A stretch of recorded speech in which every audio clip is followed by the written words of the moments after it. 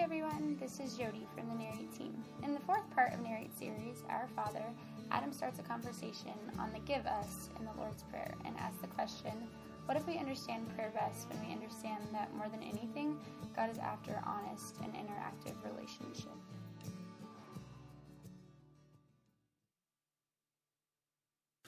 Hey, good morning. The NFL draft is over. It's like one of the highlights of the year, isn't it? It's the middle of basketball season, the start of baseball season, and still the NFL has us talking about it, which shows how good of a product it is. Skipping that, here's where I'd like to start your brains this morning is, what's the best marriage advice you've ever received? Now, obviously, we don't have time to have a conversation, which I wish we did. I wish this was really a dialogue, though I'm too introverted to really follow through on that, to sit down and have coffee with all of you. But seriously, would you just catalog that? Like, what's the best marriage advice you've ever received? And then what I'd love to hear from lots of you, we're not going to have time to do that, is the reason I say that is because I'm sure some of you would have some very funny, if not cynical, things to say. I'm sure this crowd would have some of that. I'm sure some of you would have a lot of things to say, born of a lot of pain and suffering and heartache and probably even divorce. I'm sure some of you, one of my favorite things about Narrate is we're not a next-gen church or whatever, that many of you are veterans of decades and the grace to have been married to the same person for 30 or 40 years, and I'm sure you would have some profound things to say. Maybe you have a daughter that you're about to marry off or some friends and you've thought a lot about this. Maybe we could flip it this way.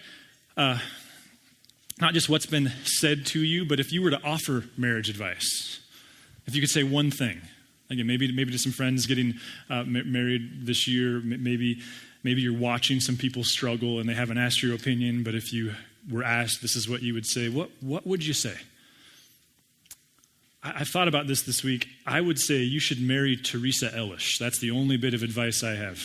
Because to whatever degree it's been successful for us, it's because my wife is of profound character. Actually, that reminds me of, a couple years ago, I was running with my friend David Casey, and I don't know how we got onto this. I was probably thinking about a series. It might have even been that one but two series that we did last summer. And so I was kind of picking his brain on this marriage advice thing, and he said, Adam, when I married Deidre, and I don't know how long ago that was, I know they have like 20 kids, so it must have been at least 20 years ago. It's low-hanging fruit with the Caseys, I know, that's not fair.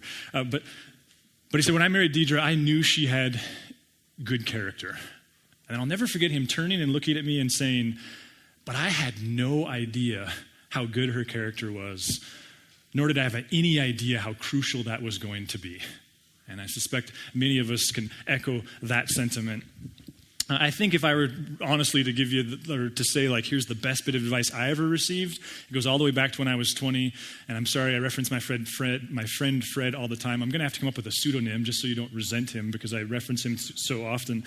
But I was 20 years old, and at that season, I had been following Jesus for months, not years. He and I met every other week, and at the time, he was an insurance agent, and so he did this cool thing where every day from 2:15 to 2:45, he had someone like myself drop by the office, and we'd talk about the text and what we've been learning and what questions we might have and just what it means to follow Jesus. And so that day, I dropped in on him. And this day I showed up with a question. There was a woman in my life named Teresa. We were getting more and more serious. And so I looked across the table from him, and he had met her. We were kind of intentional on that. And I said, hey, Fred, I'm thinking about asking Teresa to marry me. What do you think? And this could make him sound controlling. I suppose you'll just have to trust that that's not his style. He looked at me, and he said, well, what will you say if I say I don't think it's a good idea? And I was like, I won't do it. And he smiled, and he said, Adam, I think it's a great idea. And that kicked into gear his getting a little more intentional with us in premarital stuff. And the one thing that, or maybe the best thing that was said to me, it was actually said to him, and it was born out of some pain. He shared a story where early in their marriage, his wife had asked him, hey, do you mind if I go hunting this weekend with some guys? And she said, no, I don't mind at all. But she meant, yes, I mind a whole bunch. I know none of you guys ever play that game, but they played this game.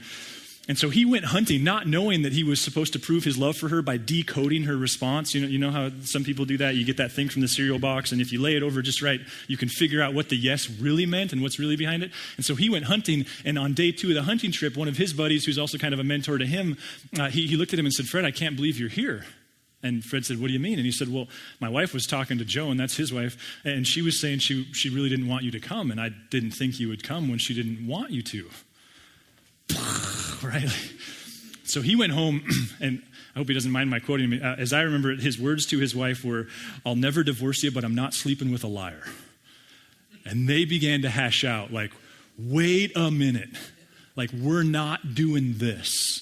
And as they progressed in the conversation, what they began to identify was there's a family of origin issue. I don't know if it's in yours. I know it's in mine, where there's this dynamic where you demonstrate how much you really love somebody by taking the time and energy and standing on your head for long enough time to figure out not what they said, but what they meant behind what they said.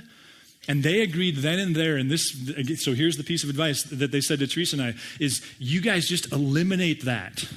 Just agree that if Adam asks you, Teresa, if you mind if they go hunting, I don't go hunting, but if he does, you say what you want. And Adam, your role as it relates to loving your wife as Christ loves the church is you do everything within reasonable possibility to accommodate her want, and vice versa.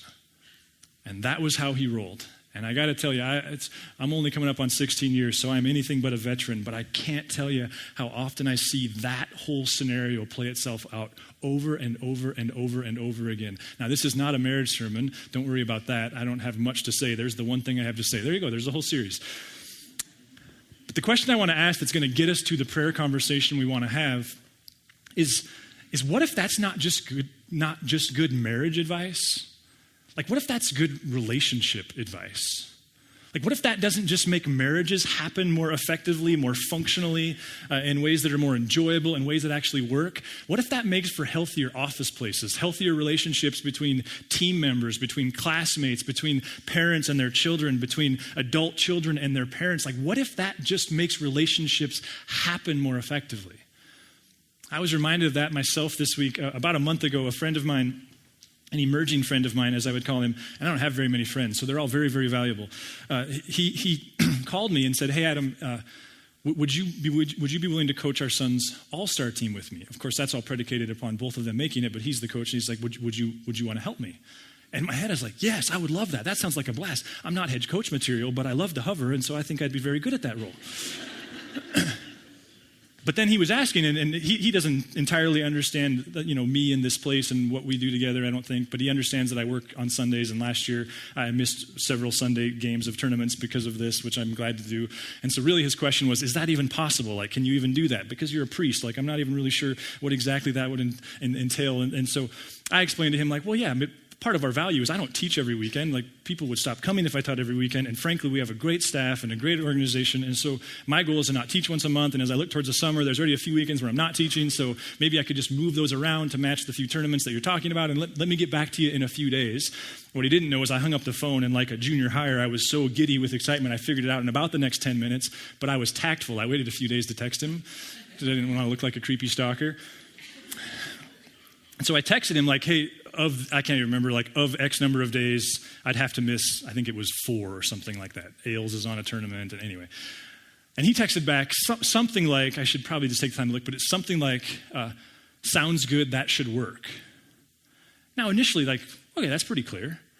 But then a week later, having not talked about it anymore, and 2 weeks later, having not talked about it anymore, and 3 weeks later, not talking about it anymore, suddenly it's this last Tuesday, and I've hyper-analyzed that statement to death. You know what I mean? Like, I've convinced myself that my kid's not good enough and he's not going to make the team. I've convinced myself that he doesn't like me. I've convinced myself that I have BO, and so he wants to stay away from me. I've stood on my head and tried to figure out, like, what exactly does this mean? Maybe if I stand on my head, it'll become more clear. I've read it on Friday and on Monday at midnight and in the morning. Like, I've beat it to death. And on Tuesday morning, I picked up the phone and I just called him and I was like, hey, so are you thinking you still want me to coach with you? And he's like, yeah, I've been planning on it. Ugh. What if that's not just good relationship advice? And here's where I really want to get to as we think about prayer, and I'm going to try to touch on all of the problems we have with this notion of prayer. What if it's not just good relationship advice? What if it's good spiritual advice? Or maybe even better said, what if that's not just good advice, that whole let your yes be yes and no be no thing? What if that's not just good advice between you and a person, but between you and the person of God? What if in the midst of all the other unknowns and all the other complications and all the other things, God is a God who goes, hey, could you just shoot me straight? Could you just, like, don't play games. Just tell me what you think you might need. And over time, maybe we could work that out together. See, it seems that this would be true because it's at the center of Jesus' ethic for how he teaches us to engage in relationships. In Matthew chapter 7, there's this section that starts with everybody's favorite section of Scripture in the entire Bible. Go ahead, you can take that down. I don't want to yet. There's their favorite section. It's that whole do not judge thing, right? Like we all love the do not judge. Jesus said do not judge. And what Jesus is saying in that section is don't control people through your condemnation. Now again, I know you've never tried that, but just in case you meet somebody who has, that might be good information. His point is don't try to control people's behavior by rejecting them. And so that would leave this question of, okay, so how do you address issues? And Jesus gets into this. Go ahead now, Jamie, thanks. Ask, and it'll be given to you. Seek, and you will find. Knock, and the door will be opened to you. For everyone who asks receives, the one who seeks finds, and the one who knocks, the door will be opened. Which of you, if your son asks for bread, will give him a stone, or if he asks for fish, will give him a snake? If you then, though you are evil, know how to give good gifts to your children, how much more will your Father in heaven give good gifts to those who ask him? And now watch how he ends it. So in everything, do to others what you'd have them do to you, for this sums up the law and the prophets. Notice Jesus isn't primarily talking here about if you pray for it, I guarantee you'll get it. He's primarily talking about a larger umbrella of topics, and that is simply relationships. And what he's saying is, how about you try this out in your relationships? When you want something, just tell them. When you don't want something, just tell them. Like, just shoot straight with people. Now, what does that have to do with prayer? Give me a few minutes to bring us up to speed, because we started the series called the Our Father. And remember, this whole conversation from the Our Father, the because behind it is life beats us up, that we set off from moments like these and experiences like these and quiet times in the morning and a good song on the way to work tomorrow and a good workout in the morning, and we get really, really centered on who we are and how we want to live and what direction we're going to live and the type of people we want to be and how we want to relate to God and to Jesus and the divine. And then what happens is life happens. Work happens, diaper changes happen, kids happen, red lights happen, and we get off. Remember, this is what we've explored. And what we've said is, what if the Lord's Prayer, what if the early church knew something with the way they talked about the Our Father or the Lord's Prayer? Because see, for them, it wasn't just an instruction manual on what to pray for. It was a liturgical mechanism that they used, kind of like a song that gets stuck in your head. And that's why we gave you those postcards. Would encourage you to take as many of those as you need and put them places and memorize it. Because what they did with it was it became this thing that they reached to throughout the day. And that thing just kind of constantly recenters. And so we started with our Father in heaven. And we said that heaven, a difficult word, refers to that space immediately around us, which means when we wake up in the morning praying, our Father in heaven, we're reminding ourselves that God's not somewhere else, he's here, because heaven is here in the Jewish understanding. Our Father always near us. And so we bring our insecurities and our problems and our frustrations up against a present God. The following week, go ahead, next slide, we moved into the hallowed be your name. Hallow, we said, is about importance. I think the way Rob said it last week summarizes it well when he said, sometimes you just have to get over yourself. Hallowing is about reminding ourselves life is not about us, but it's about God. That the purpose was not for me to be great or successful or powerful, but to point that energy back to God, to make his name look good. And then in the third part, there's this phrase, your kingdom come, your will be done on earth as it is in heaven. And here we explored that what God made us for is domain. He made us to rule and to put that under his. Okay, ready? Wake up. Now we get to the fourth part. And this is the part where I want to mess with you a little this morning. Because then Jesus says, and then once a day, maybe around lunchtime, maybe as you're driving home from work, maybe a couple times a day, you should spend some time on this topic. Give us today our daily bread. Now, if you've been with us, you know that we've explored heaven, we've explored hallow, and we've explored kingdom, and we've said all of those are very uncomfortable ideas. I guess I'd like to suggest this morning, maybe none are more uncomfortable than the phrase give us. Like, I'm operating under the assumption this morning that the majority of us are intrigued by, if not committed to, the idea that God is real, that he cares for us, that he loves us, that he has plans for us, that he's waiting for us on the other side of the veil, all of those things, that he's present. But to start giving that God orders, to start telling him to do things, I guess I'm just going to guess that that's a little uncomfortable for us. And maybe it's because you've tried it and the results were disappointing. You've went there and things didn't change. So before we get too deep into this, I guess I just want to start here. What if Jesus goes, hey, you'll be really well off, not financially, emotionally, spiritually, relationally, if once a day you just get really clear on what it is you think you want, what it is you think you have to have, and you just tell him. You just tell him what it is you want. And maybe we could ask it this way. What are you carrying? I guess the reason I wanted this brick in my hand is there's this sense of like, what's the thing in your bag, if you will? What are you carrying around in your bag? And it's there. What happens when rather than hide it and pretend it's not there and not even be emotionally aware that it's there, what happens when you begin to talk about it? To put it before God and go, God, I don't know, this desire might even be sin. But here you go. Just want you to have it. What happens then? And what's the alternative? Have you ever thought of that?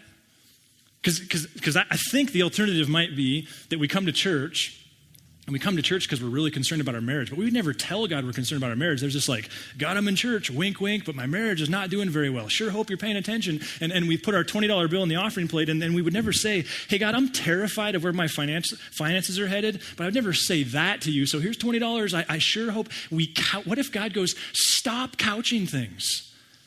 Stop being dysfunctional. Let's just talk about what you might need.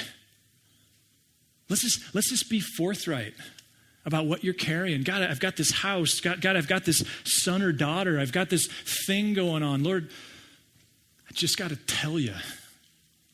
What happens when we do that?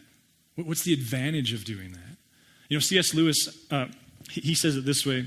Go ahead, next slide. He says, we humans have two different kinds of causation. Now that is kind of like, woo, got to read it 10 times to really understand what he's saying. What he's saying here, what he goes on to explain, and listen, if you've never read The Divine Conspiracy and never do, even though I mention it every week, I hope you'll at least read chapter 7 because it'll blow your mind on this whole issue of prayer.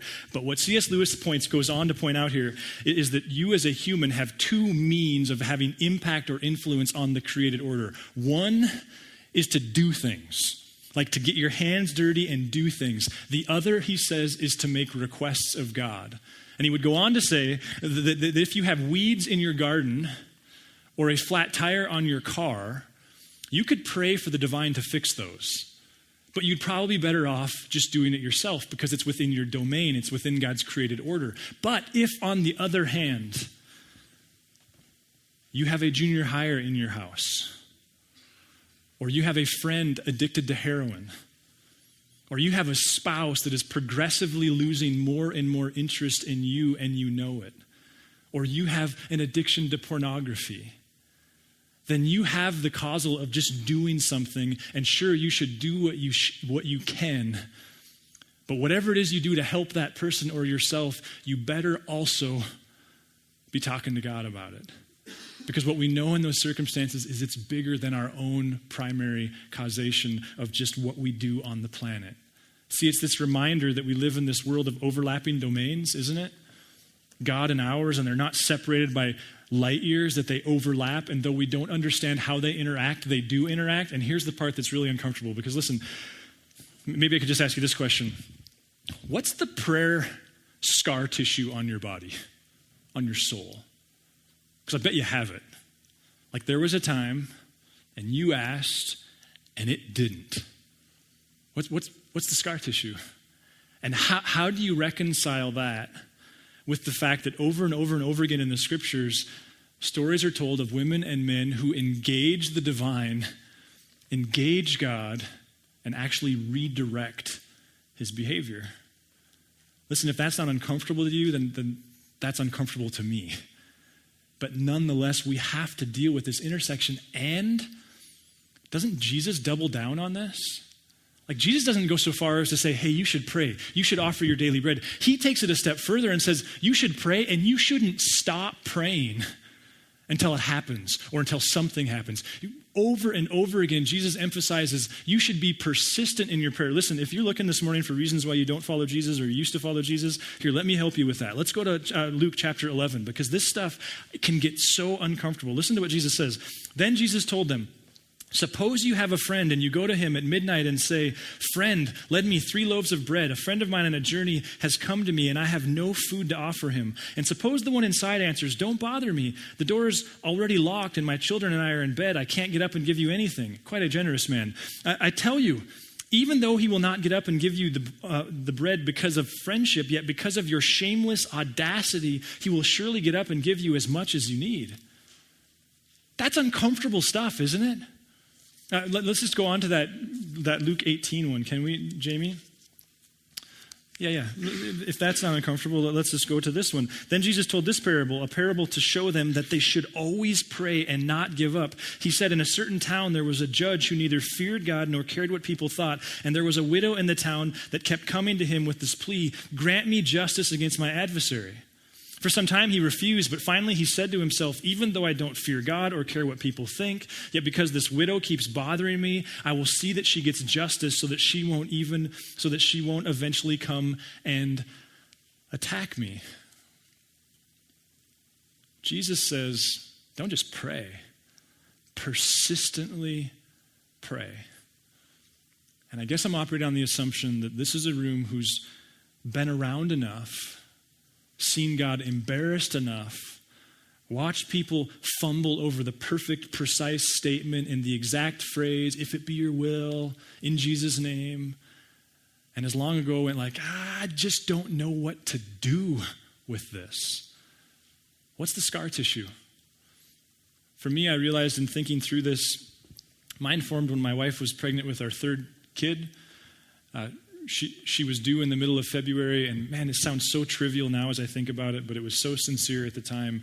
She was due in the middle of February, and my work life and our kind of work life was such that, boy, if she could have had that baby in sometime middle to late January, that would be ideal, and we could kind of take a couple weeks off and take it all in. But if he came in the middle of February, like that was right in the midst of some unavoidable parts of work. And around the same time, we learned of this guy from church history named Honai the circle drawer.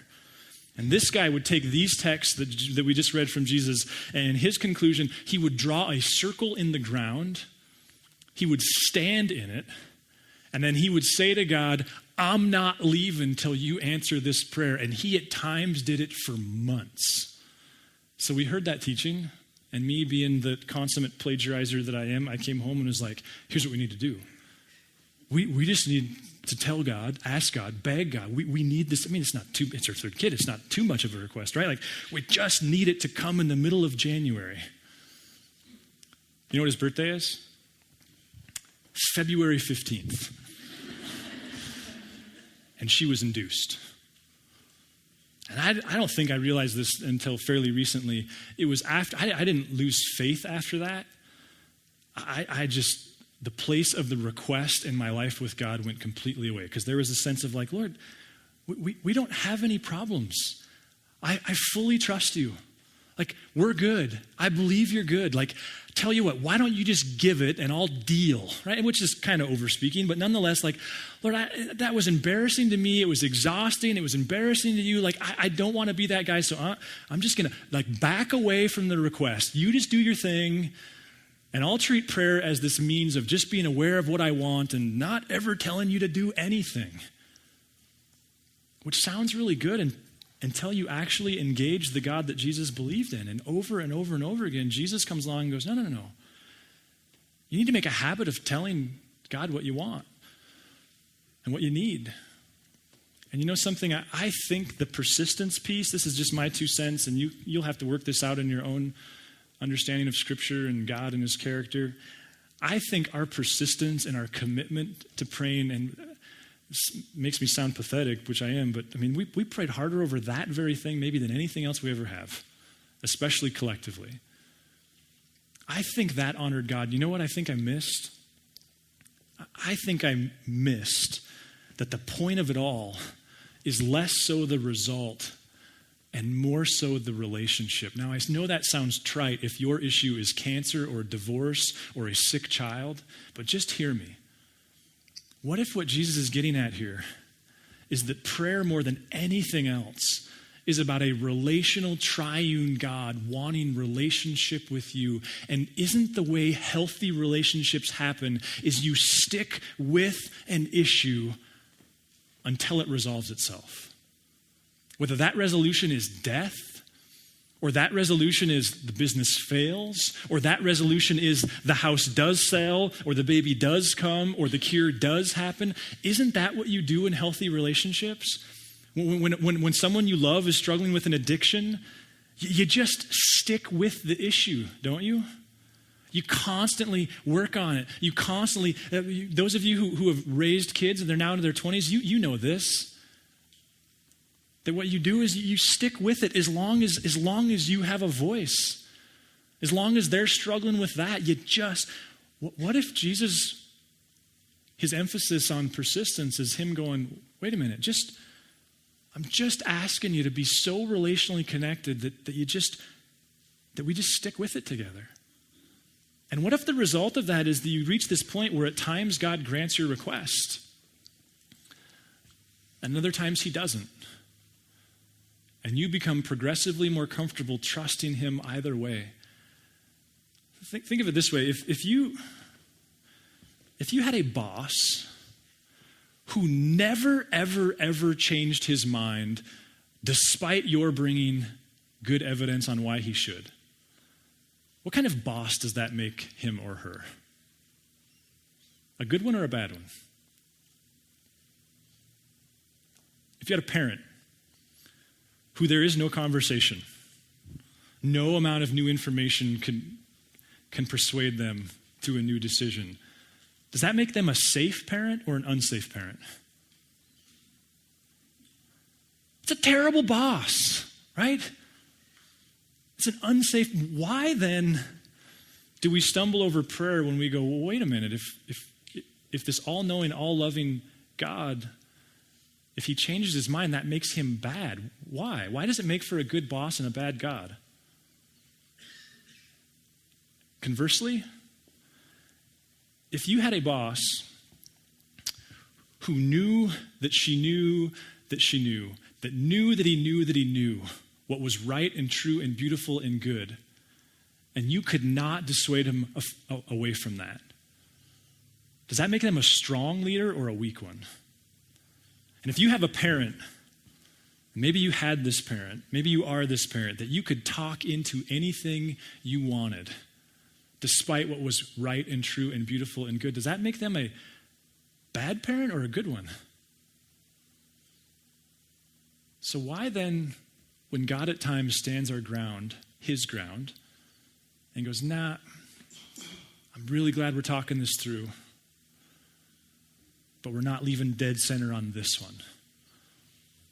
Why does that make him bad and unsafe? Do you see the double standard? What if Jesus goes, listen. Prayer understood in its core is to understand that God wants an interactive relationship with you, which means you don't couch things and you don't go to church but not talk to him about your marriage, and you don't put money in the offering and not talk to him about your business. You talk about it and you work it out. And the part that falls within your causation that you can do something about, you do. You know, yesterday, I was at All-Star tryouts all day yesterday, and I had this moment where I was just like brokenhearted because I'm watching these kids. I was running the pitching machine. I have evidence on my ankle for that. And I'm watching these kids, and all of a sudden it hit me like, that kid is never going to make this team. And he probably went to bed last night praying to God that he would make the team. Does that mean you just stop? Or do you just step into the mess and go, okay, Lord, what can I do here? And I'm going to do all of it. And yet, Lord, I understand that me sending them to treatment isn't the only thing that heals them of their heroin addiction. There's more at play there. You know, in Mark chapter 8, Mark tells us the story of the feeding of the 4,000, which kind of all of our heads roll in the back of our eyes roll in the back of our head because there's this over-familiarity with that text. But Mark does a couple fascinating things as an artist within that story. First of all, he tells us that what the context is, Jesus has been teaching a group of people for several days. And he suddenly realizes they're hungry, they're thirsty, and there's no convenience store nearby. Like they go backpacking into the Bob Marshall, they get 25 miles back and suddenly realize we didn't pack any granola bars and we have no water filter. And Jesus suddenly comes to this realization of this isn't good. Like these people are going to die.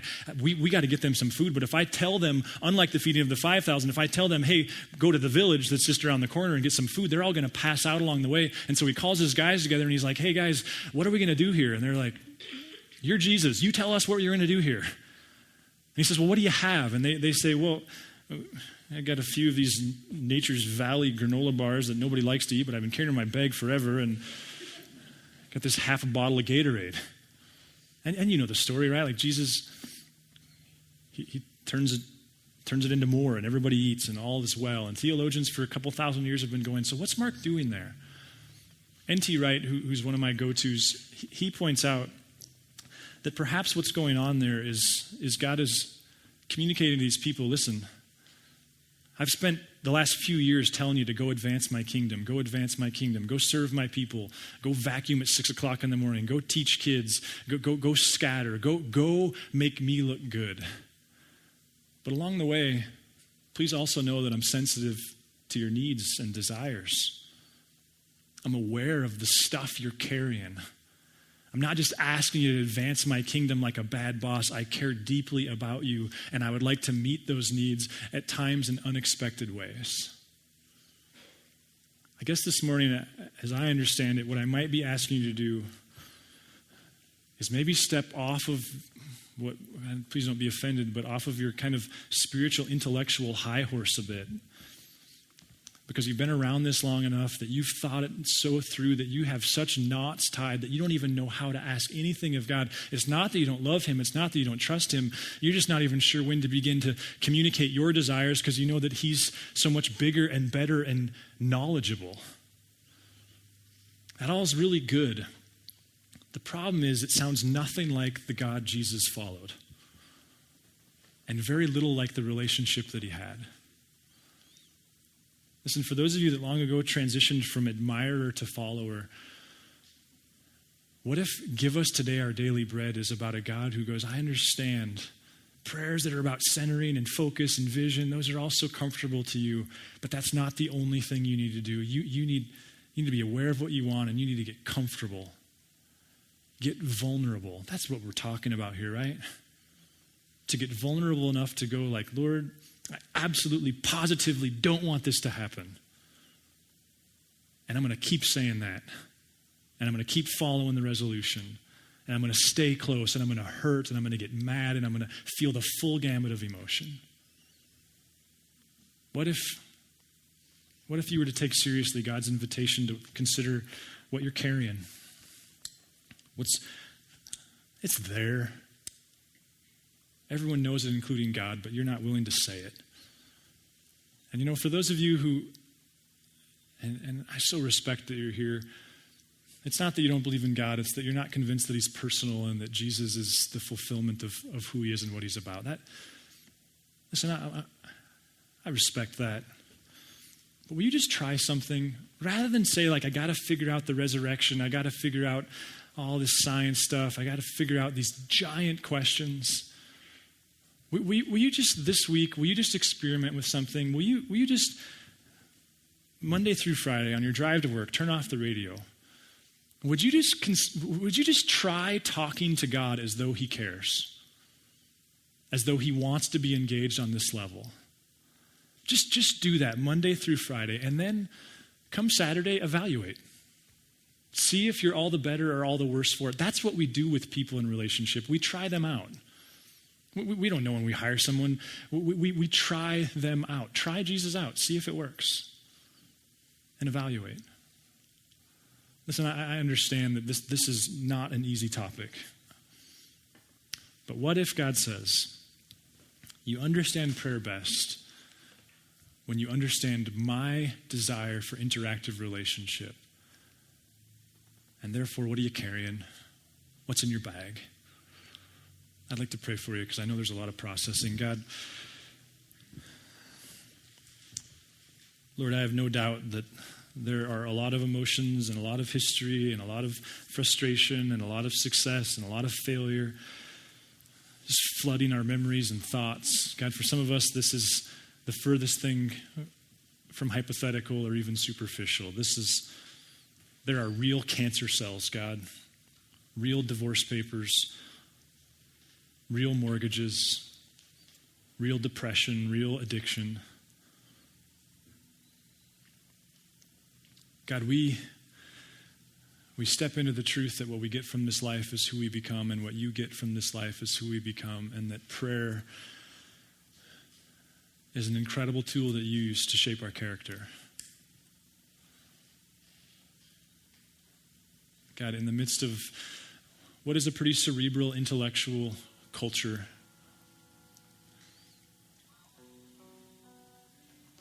would you challenge us and give us the emotional energy to step vulnerably into the kind of relationship with you where we're okay asking and okay not getting, and at the same time, okay really, really wanting. Would you walk us into the kind of relationship where we don't even have to know if it's sin, we don't even have to know if it's your desire, that we just work those things out with you over time?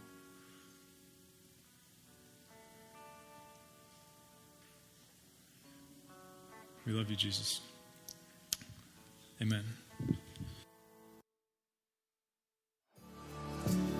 If you would like to engage further with Narrate Church, you can find contact information online, www.narratechurch.org.